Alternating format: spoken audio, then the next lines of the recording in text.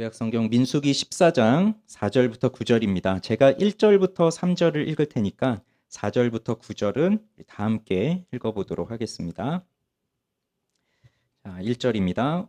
온 회중이 소리를 높여 부르짖으며 백성이 밤새도록 통곡하였더라.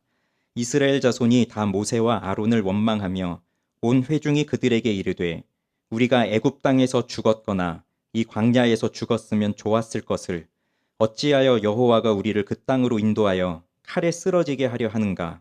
우리 처자가 사로잡히리니 애굽으로 돌아가는 것이 낫지 아니하랴. 다 함께 이에 서로 말하되 우리가 한 지휘관을 세우고 애굽으로 돌아가자 하매 모세와 아론이 이스라엘 자손의 온 회중 앞에서 엎드린지라.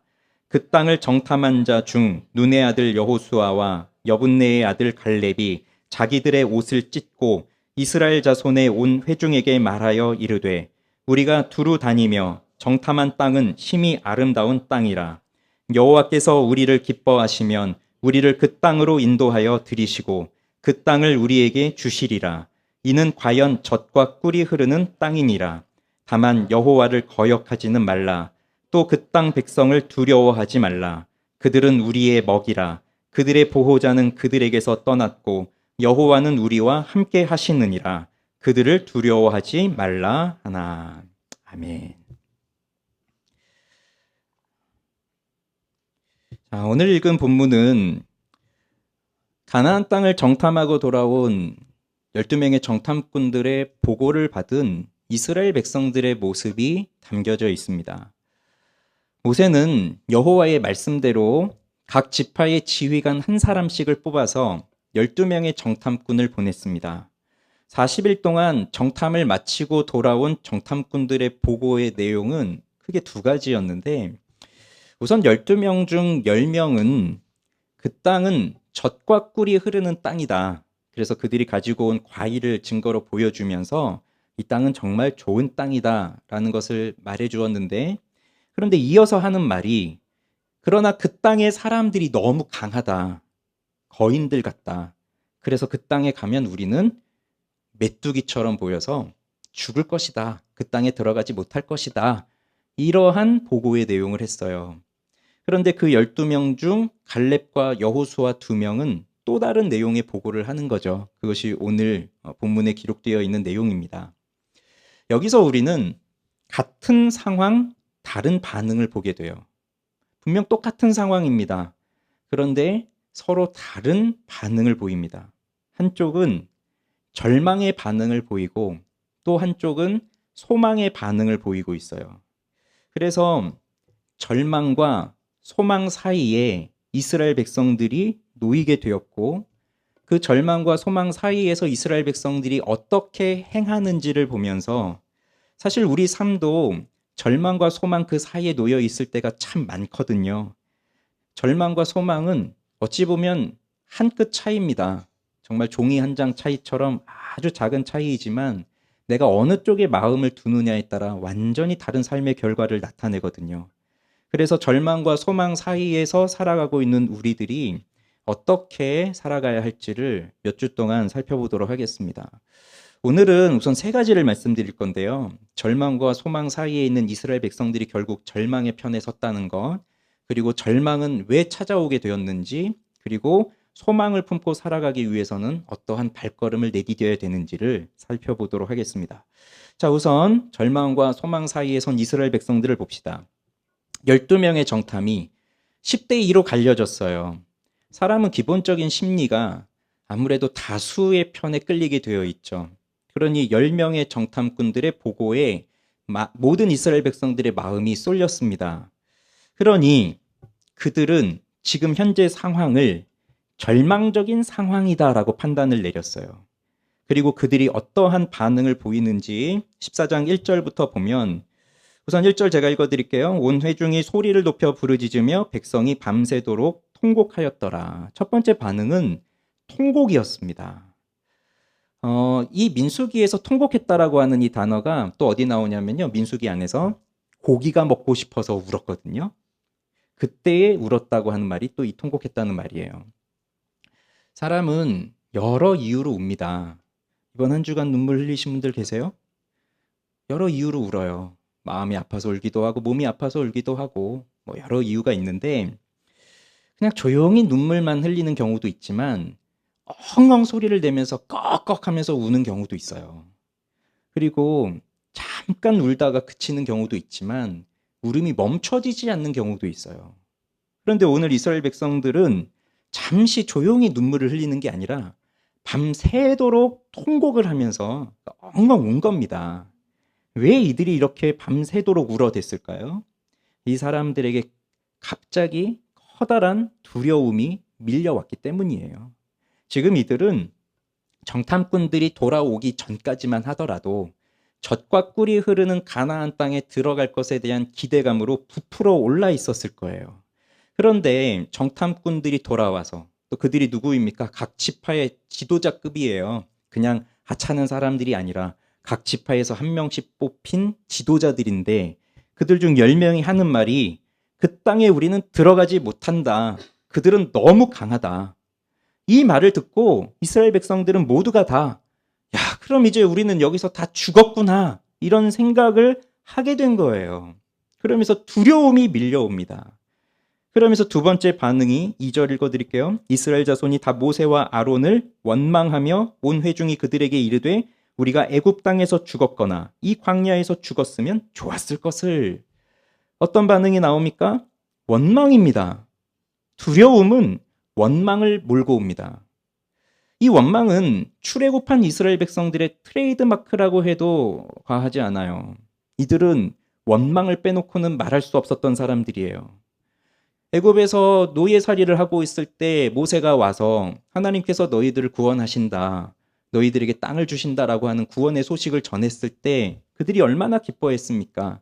그러나 시간이 흘러감에도 그 계획이 이루어지지 않고 오히려 더 심한 고역이 노역이 그들에게 주어지니까 그들은 원망하기 시작해요. 드디어 그들을 애굽에서 건져내 주셨어요. 얼마나 기쁨으로 그 애굽을 나옵니까?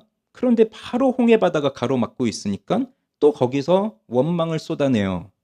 하나님이 홍해 바다를 가르셔서 그들을 구원해 주셨어요. 기쁨으로 찬송합니다. 그리고 좀 가더니 이제는 물이 없으니까 또 원망을 해요. 그랬더니 하나님이 물을 주시죠. 이제는 먹을 게 없으니까 또 원망을 해요. 그러니 하나님이 만나를 주셨는데 만나를 먹다 보니까 고기가 먹고 싶다고 원망을 해요. 고기도 주셨는데 이제 가다 보니 길이 안 좋아서 원망을 해요. 이 이스라엘 백성들의 모습이에요. 원망. 그래서 마크 데버라고 하는 신학자는 이들은 광야에서 기적의 물이 쏟아져 나와도 물 온도 때문에 원망하고 냉수가 아니잖아요. 미지근하잖아요. 바다가 가로막혀 있어서 그 홍해 바다를 가르셔가지고 그 갈라진 바다를 걸어가면서 가는 중에도 내 신발에 흙이 묻었잖아요. 이렇게 원망할 사람들이다. 이게 이스라엘 백성들의 모습이라고 하는 거예요.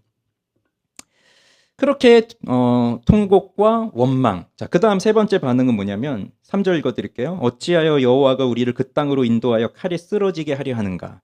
우리 처자가 사로잡히리니 애굽으로 돌아가는 것이 낫지 아니하랴.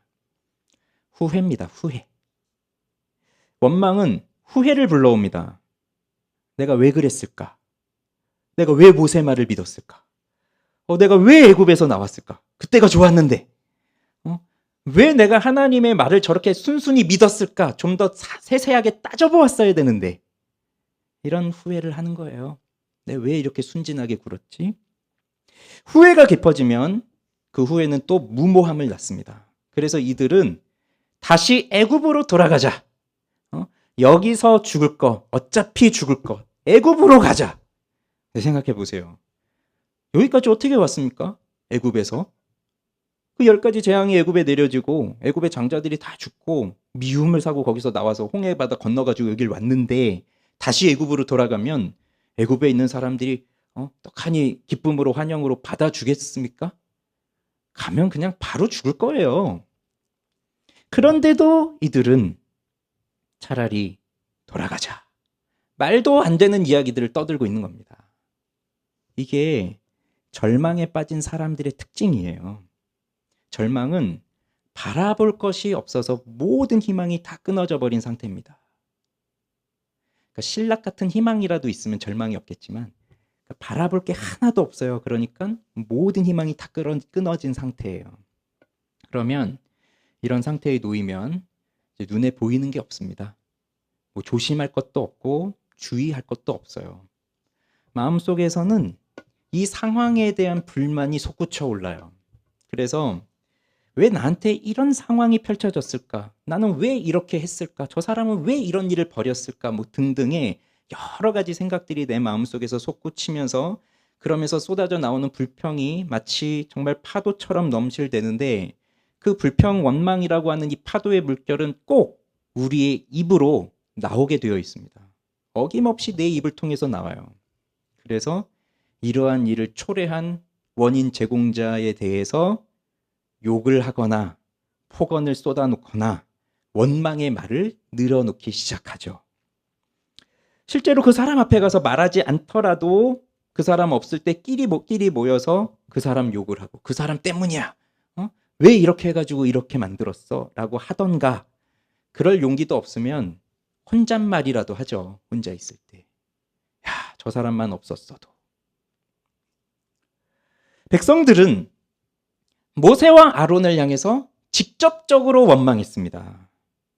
그런데 이것이 더 무서운 건 뭐냐면 모세와 아론, 그 사람에 대해서 원망을 쏟아부었지만 사실 이건 하나님을 향해서 쏟아붓는 원망이었어요.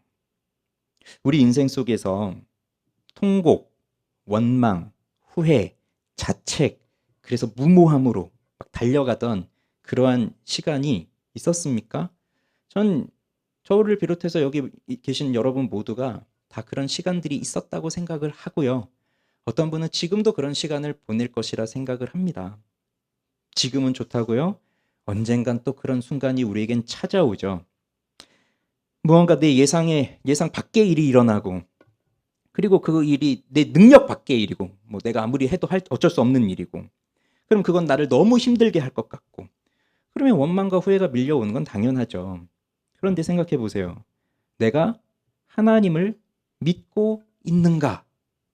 그걸 생각해 보세요. 하나님을 믿고 있는가?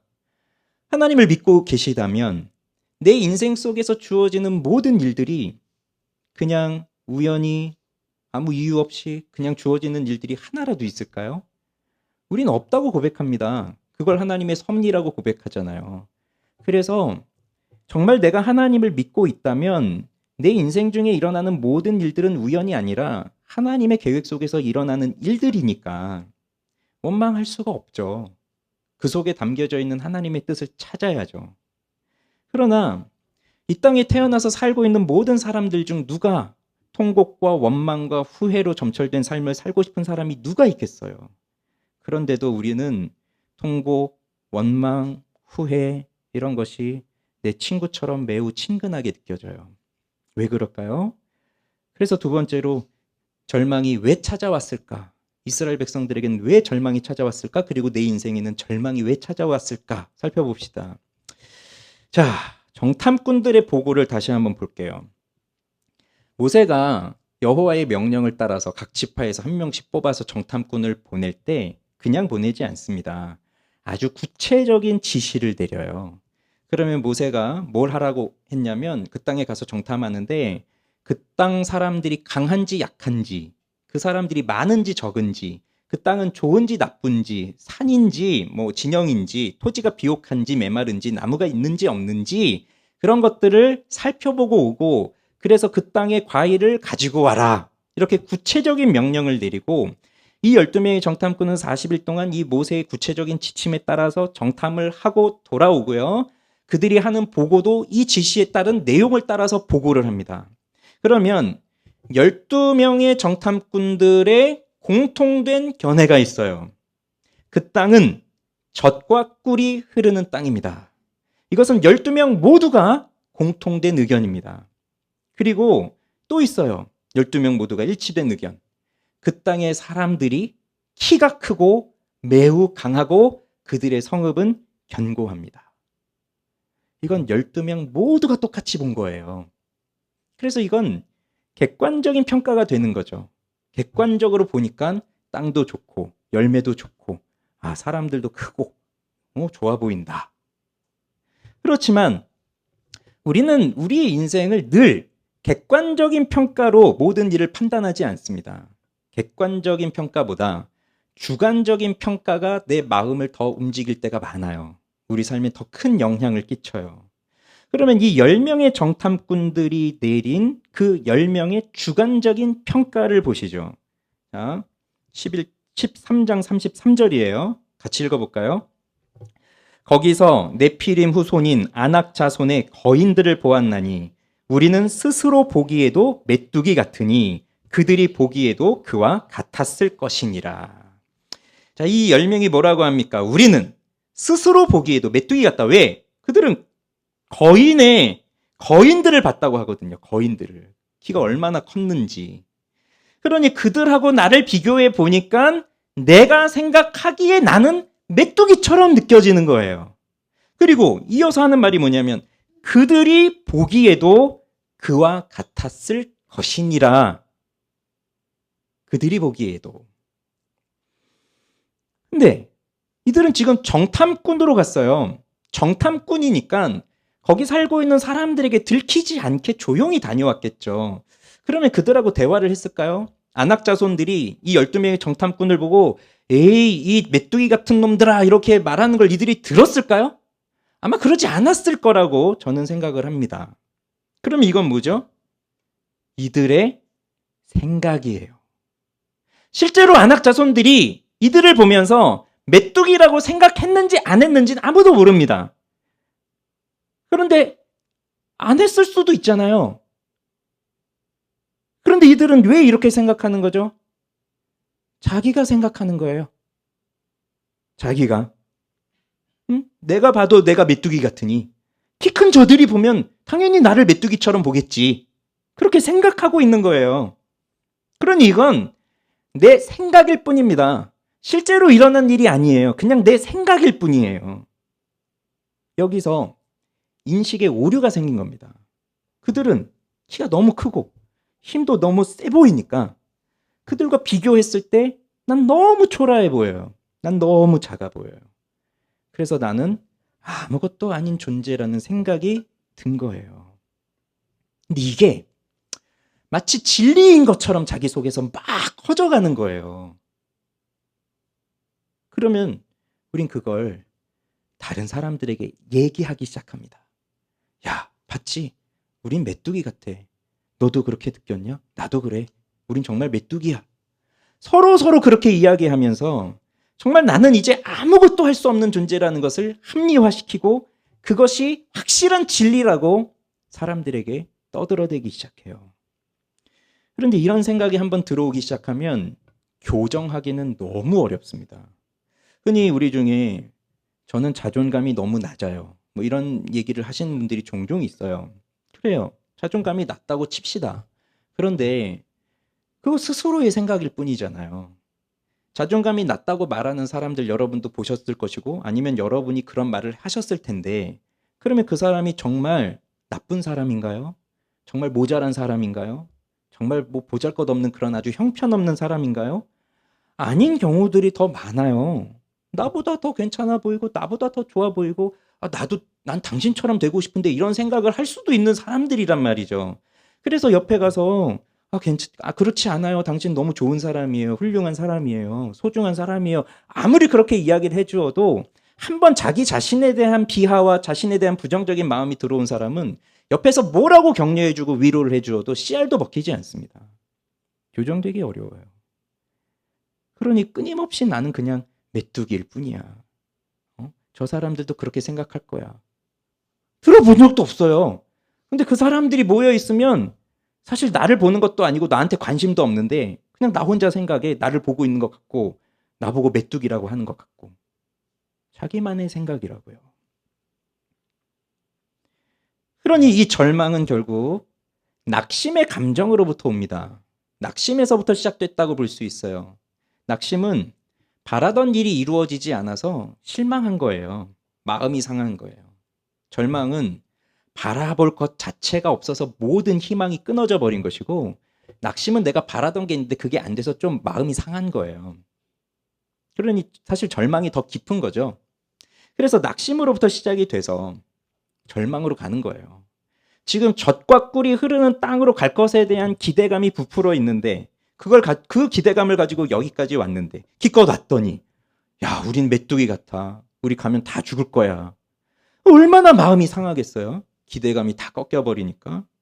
그러면서 절망 속으로 깊이 들어가는 겁니다. 요즘 우리는 워낙에 낙심할 일이 많아요. 염려, 걱정, 불안. 그냥 워낙에 이게 많아요. 그러니 현대인들은 그냥 운명처럼 받아들이고 살 수밖에 없기도 하죠. 대기업의 어느 사장님이 저희 예전 교회에 있었는데 그분 하시는 말이 정말 그 훌륭한 대한민국의 인재들이 그 회사를 들어오려고 그 수없이 노력해서 들어왔는데 그 회사에 들어온 신입사원들이 6개월만 되면 다 공황장애에 빠진대요. 그만큼 어렵죠. 힘들죠. 그런데 이게 모든 사람들이 다 그렇게 사니까 뭐 당연한 거다라고 하면서 대수롭지 않게 여기면 안 됩니다. 이거는.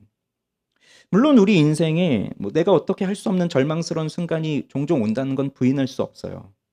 이번 주도 인생에 대해서 참 많이 생각을 해보았는데 어쩜 이렇게 힘든 일들이 많이 생겨나는지 우리 인생들이 사람들마다요. 다 각 사람들마다. 사실 뭐 우리는 이렇게 뭐 제가 늘 드린 말씀이지만 우리 예배 드리는 모습 이렇게 보고 있으면 뭐 힘들어 보이는 사람 뭐 어려움에 있는 사람 그렇게 보이지 않아요. 다 예배 드릴 때는 아주 상태도 좋고 기쁘고 이렇게 나왔단 말이에요. 그러나 사실 돌아가서 우리 한 사람 자기 자신의 삶을 또 보세요. 우리 다 말할 수 없는 사연들이 다 하나씩 있고 누구에게 알려지고 싶지 않은 비밀들이 다 있단 말이에요. 근데 그게 꼬리에 꼬리를 물고 계속해서 일들이 발생하는데 차라리 내가 뭘 잘못해서 일어난 일이면 뭐 내가 책임을 지겠지만 그것도 아니고 잘해보려고 했는데 뭐 잘 안 되는 경우도 있고 아니면 다른 사람 때문에 힘든 일도 있고 아니면 그냥 이 상황 자체가 이러니까 힘들기도 하고 이런 일들이 너무 많이 일어난단 말이에요. 그러니 이런 상황을 우리들은 늘 마주하면서 사는데 여기서 우리가 꼭 기억해야 될 거는 이겁니다. 절망은 하나님께로부터 온 감정이 아니다 라고 하는 것을 꼭 기억하셔야 돼요. 절망은 하나님으로부터 온 게 아닙니다. 왜냐하면 하나님의 속성 중에는 절망이라는 속성이 없습니다. 하나님의 성품 중에 절망이라는 성품은 없어요. 여러분 절망의 하나님이라고 들어보셨어요? 하나님께는 절망이 없어요. 하나님은 소망의 하나님이시지 절망의 하나님이 아니에요. 그러니 우리 속에 절망이 생겼다는 건 하나님이 주신 것이 아니에요. 그래서 내가 낙심에 빠지고 절망에 빠졌다는 건 지극히 자연스러운 일이다. 그렇게 생각하시면 안 돼요. 절망에 빠져 있는 상태는 하나님 앞에서 매우 잘못된 태도입니다. 그리고 이것은 우리의 영혼이 병들어 있다는 것을 보여주는 하나의 증거예요. 내가 절망에 빠져서 죄를 범하는 게 아니라 이미 내 영혼이 죄로 인해서 병들었기 때문에 낙심하고 절망하게 되는 것이고 그 절망에 빠졌으니 더 죄를 범하는 거예요. 그러면 이 절망은 어디에서 올까요? 바로 불신앙에서 오는 겁니다. 불신앙. 불신앙은 믿지 않겠다고 하는 확고한 고집이에요. 그래서 믿으려고 해도 안 믿어져요. 이거하고는 다른 거예요.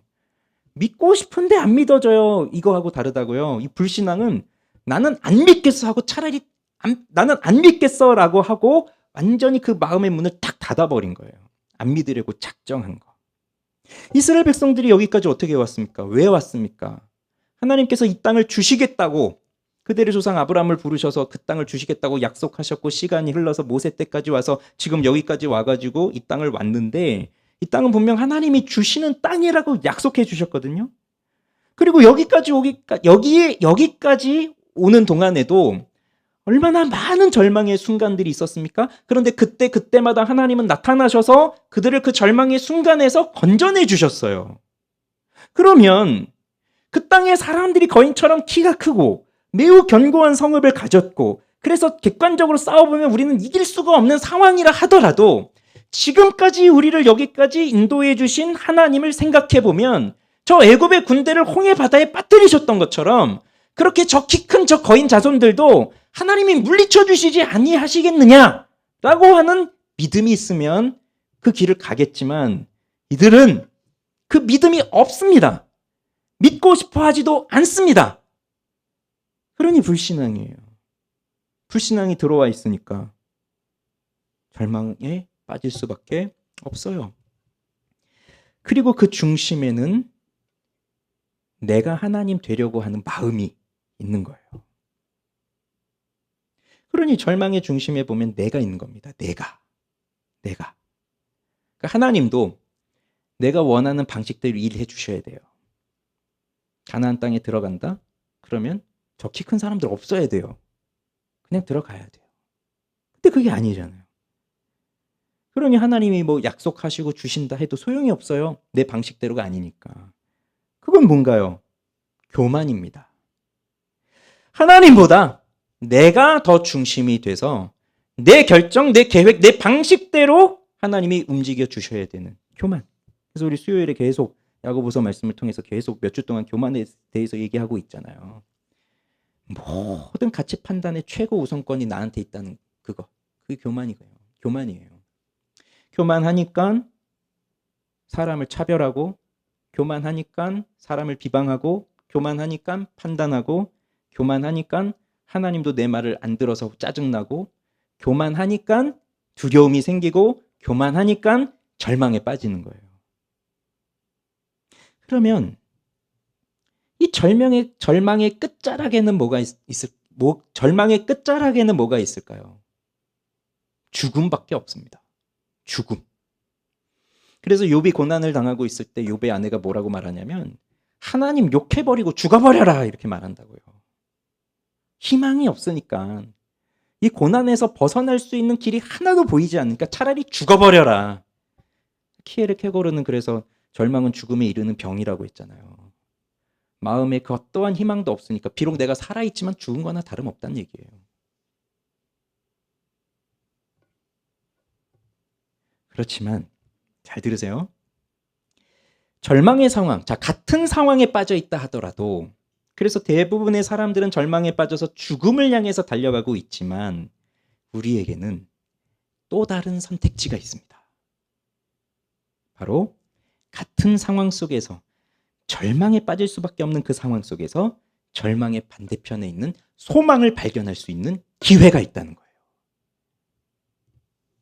절망에 빠졌다는 건 사실 자기 자신을 굉장히 소중하게 여기고 있다는 것인데 또 뒤집어서 생각해 보면 나는 아무것도 할 수 없구나라는 걸 깨닫는 시간이에요. 그래서 자기 자신에 대한 신뢰를 포기하는 시간이 절망의 시간입니다.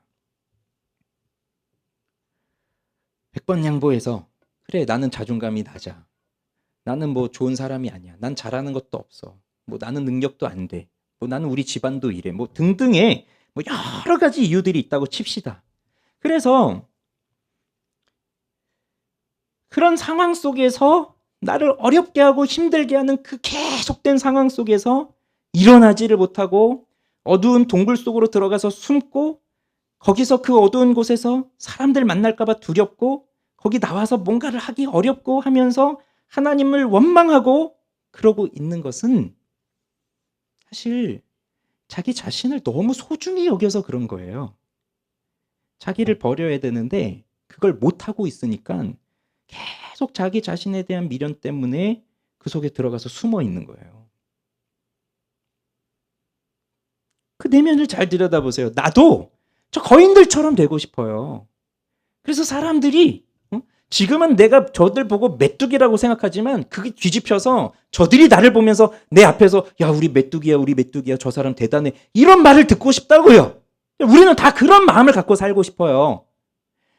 그런데 내 힘으로 아무리 해도 그것이 안 되고 나는 사람들에게 칭찬받고 인정받고 사람들한테 그렇게 인정받고 싶지만 그게 안 되니까 그럼 내가 너무 못마땅해서 세상도 못마땅해서 숨어 들어갈 수밖에 없어요.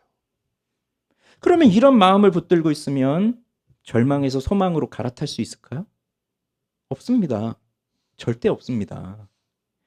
절망에서 소망으로 가는 가장 빠른 길은 나를 버리는 거예요. 나에 대한 미련을 버려야 돼요. 그걸 예수님이 뭐라고 말씀하셨죠? 자기를 부인하고. 자기를 부인하는 거예요. 예수님은 너무 단순하게 간단하게 말씀하셨지만 사실 자기를 부인한다는 건 세상에서 가장 힘든 일이죠. 나를 부인한다는 것. 그러나 나를 부인해야 진정한 자기 자신을 발견할 수 있고 절망이 아닌 소망의 길로 갈 수가 있습니다. 이것을 갈렙과 여호수아가 우리에게 보여주고 있어요. 그래서 마지막으로 소망을 품고 살아가기 위해서는 우린 어떠한 발걸음으로 가야 하느냐 봅시다. 자, 우리 민수기 14장 7절 8절을 다 함께 읽어보겠습니다. 이스라엘 자손의 온 회중에게 말하여 이르되 우리가 두루 다니며 정탐한 땅은 심히 아름다운 땅이라. 여호와께서 우리를 기뻐하시면 우리를 그 땅으로 인도하여 들이시고 그 땅을 우리에게 주시리라. 이는 과연 젖과 꿀이 흐르는 땅이니라. 갈렙과 여호수아는 통곡하고 원망하고 후회하고 있는 그 이스라엘 백성들을 향해서 자신의 옷을 찢으면서 이렇게 말했어요. 그러면서 그 땅에 우리는 들어갈 수 있다라는 것을 강조하는데 여기에 단서를 하나 붙입니다. 여호와께서 우리를 기뻐하시면, 여호와께서 우리를 기뻐하시면이라고 하는 단서를 붙여요. 그 말은 그 땅의 사람들이 강하다는 것, 그 땅의 사람들이 키가 크다는 것, 그 땅의 성읍이 견고하다는 것 갈렙과 여호수아도 인정합니다. 그러니 지금 이 상태로 가서 싸우면 우리는 이길 수가 없다라고 하는 것을 갈렙과 여호수아도 받아들이고 있어요. 그러나 우리는 이길 수 있는 방법이 하나 있다. 그게 뭐냐면 여호와께서 우리를 기뻐하시면, 그러면 우리는 능히 이길 수 있다는 거예요. 이것은 여호와 하나님을 향한 신앙의 고백입니다. 그리고 자기를 부인하는 신앙의 고백이에요. 내 힘으로 할 수 없다는 걸 인정하고, 그러나 하나님이 나를 기뻐하시면 하나님이 약속하신 그대로 우리에게 주실 것이다. 그러면서 하는 말이 여호와를 거역하지 말자. 9절에 나옵니다. 여호와를 거역하지 말자. 절망에 나를 내어주는 건, 그래서 절망에 사로잡혀서 나는 쓸모없어, 나는 내가 생각할 때 메뚜기일 뿐이야, 다른 사람도 나를 그렇게 볼 거야, 이렇게 생각하면서 살아가고 있는 것, 그것을 하나님을 향한 거역이라고 말하고 있는 거예요.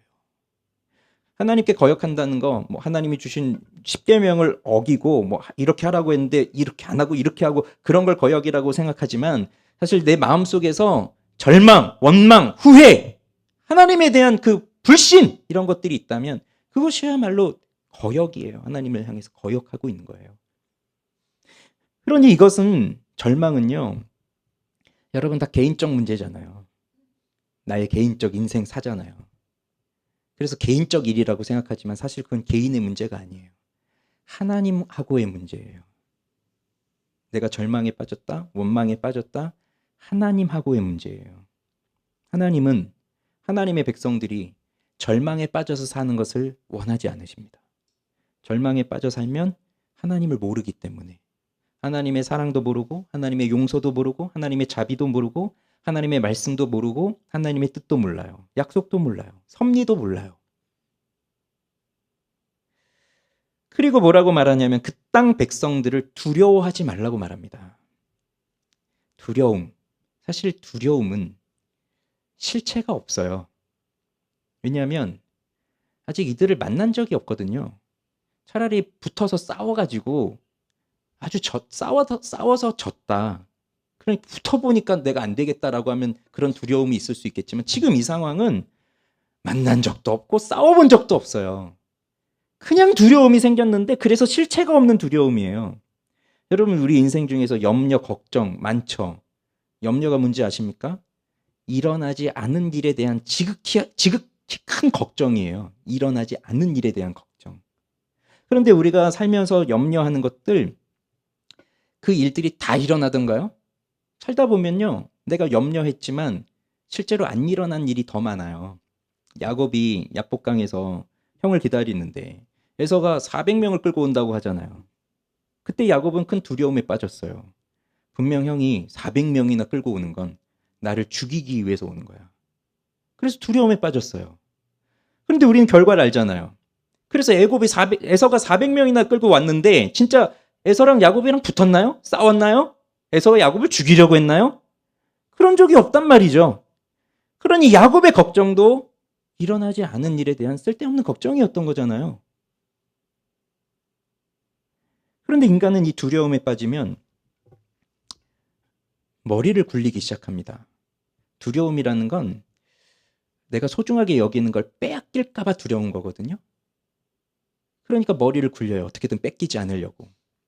근데 사람의 방식으로 아무리 해보려고 해도 해답을 찾을 수가 없죠. 그러니 야곱이 편을 나눠가지고 이렇게 보내고 저렇게 보내고 저렇게 보내고 해서 제일 마지막에 자기 혼자 남는 거잖아요. 그거는 문제 해결의 근원이 되지 못해요. 그럼 결국 이 두려움은 어디서 오는 걸까요? 이게 바로 하나님과의 관계가 좋지 못한 것에서 오는 겁니다. 하나님과 관계가 좋다면, 즉 하나님이 나와 함께 계신다라고 하는 그 사실을 내가 확실하게 알고 있다면 이렇게 커다란 두려움에 빠지지 않죠. 하나님이 나와 함께 하시는데. 그러니 갈렙과 여호수아가 뭐라고 합니까? 9절에서 그들의 보호자는 그들에게서 떠났고 여호와는 우리와 함께 하시느니라. 그래서 그들을 뭐라고 불러요? 그들은 우리의 먹이다. 우리 옛날 성경 보면 그들은 우리의 밥이다. 그러니 저 10명은 그들 앞에서 우리는 메뚜기 같아요 라고 하고 있는데 이 갈렙과 여호수아는 그들이 우리의 밥이다. 왜 그렇습니까? 여호와가 함께 하시기 때문이에요. 이유는 그거 하나예요. 이렇게 담대할 수 있었던 이유는 바로 하나님의 약속을 붙드는 믿음이 있었기 때문이에요. 그럼 절망에서 소망으로 옮겨가는 그 발걸음에 필요한 건 믿음이라는 겁니다. 하나님의 약속에 대한 믿음. 하나님의 약속을 붙잡았기 때문에 절망할 수밖에 없는 상황이었지만 그 상황 속에서도 하나님을 전심으로 의지하고 믿음의 눈을 들어서 같은 상황이지만 절망에 빠지지 않고 소망으로 하나님을 바라볼 수 있게 하는 그 눈이 열려지는 것, 그 믿음이에요. 그걸 가지고 있었던 겁니다. 그럼 말씀을 마무리하면서 적용을 말씀드릴게요. 2가지를 말씀드릴게요. 첫째는 여러분, 나를 스스로 메뚜기라고 생각하지 마십시오. 그리고 다른 사람들도 나를 그렇게 생각할 것이라고 생각하지 마세요. 함부로 그렇게 생각하지 마세요. 하나님은 여러분을, 저를 이 세상에서 가장 존귀한 존재로 여기고 계세요. 하나님은 지금껏 우리를 향해서 이런 메뚜기 같은 인간, 이렇게 생각하신 적이 한 번도 없으세요. 근데 왜 우리가 나 메뚜기야, 저들도 나를 메뚜기라고 생각할 거야? 왜 우리가 그렇게 생각합니까? 우리 그럴 권한이 있습니까? 없어요. 우린 그럴 권한이 없어요. 하나님의 형상으로 우리를 창조하셨는데 왜 그걸 받아들이지 못하고 나는 형편없는 메뚜기야, 난 쓸모없는 존재야, 왜 그렇게 생각을 하십니까? 여러분은 누구십니까? 여러분을 위해서, 저를 위해서 예수님께서는 이 땅에 오셔서 십자가에 못 박혀 죽으셨어요. 하나님은 이 절망 가운데, 이 절망이 수두룩한 이 세상 속에서 살아가고 있는 우리로 하여금 절망에 빠지지 않고 소망을 품으며 살아가도록 하나뿐이 없는 그 아들 예수 그리스도를 이 땅에 보내시고 그분이 우리를 위하여 십자가에 못 박혀 죽으심으로써 우리를 절망에서 소망으로 건져내 주셨어요. 그게 우리라고요. 하나님이 그토록 우리를 소중하게 여기신다고요. 자신의 하나뿐인 없는 아들을 주시면서까지 그렇게 우리를 소중히 여기신다고요. 그런데 왜 우리가 메뚜기입니까? 그리고 왜 저 사람들이 나를 메뚜기라고 생각한다고 그들은 생각도 안 하는데 나 혼자만 왜 그렇게 생각하고 있을까요? 그리고 예수님이 그렇게 십자가에서 피 흘려 죽으시면서까지 나를 그렇게 구원해 주셨는데 구원해 주었더니 그 결과가 하나님 전 메뚜기인데요. 메뚜기 같은 저를 왜 구원하셨나요? 죽게 하시지. 이렇게 하고 있다면 하나님 입장에서도 얼마나 답답한 일이시겠습니까? 그러니 이제는 나를 보십시오. 자기 자신을 보십시오. 솔직히 난 능력 없어요. 모자라요. 부족해요. 근데 그 근거가 어디 있어요? 비교하는 거 아닙니까? 다른 사람하고 비교하는 거 아닙니까? 아니, 하나님은 하나님의 형상대로 나를 만드셨는데 그러면 하나님 앞에서 나를 봐야지 왜 다른 사람하고 나를 비교하면서 메뚜기 같아 이러고 있냐고요. 바른 태도가 아니에요. 올바른 신앙이 아니에요. 그래요. 나는 능력이 없어요. 모자라요. 힘도 없어요. 그렇다고 뭐 착하지도 않아요. 못 되었어요. 세상에서 그렇게 뭐 돈도 많지 않아요. 누구도 나를 알아주는 사람 없어요.